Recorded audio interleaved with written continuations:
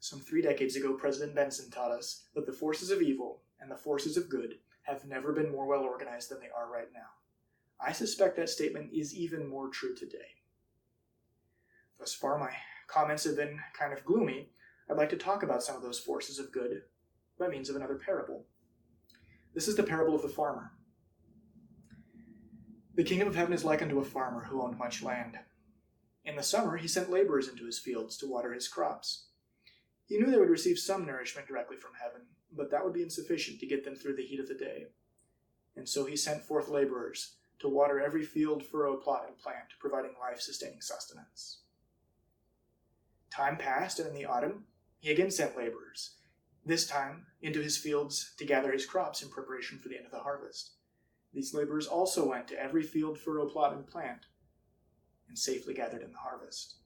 Then came the end. Both sets of laborers played an indispensable role in accomplishing the work of the farmer. The first set of laborers in this parable represent the prophets, apostles, and missionaries, whose testimonies are recorded in the Bible. Their words have sprinkled the world with faith in Christ and continue to do so today. The Bible is the most widely disseminated book in human history. The second set of laborers in the parable represent the writers of the Book of Mormon.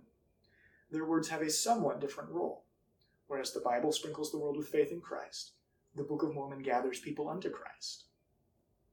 As Nephi testified, the Book of Mormon was written for the last days, that they might come to a knowledge of their Redeemer and the very points of his doctrine, that they may know how to come unto him and be saved.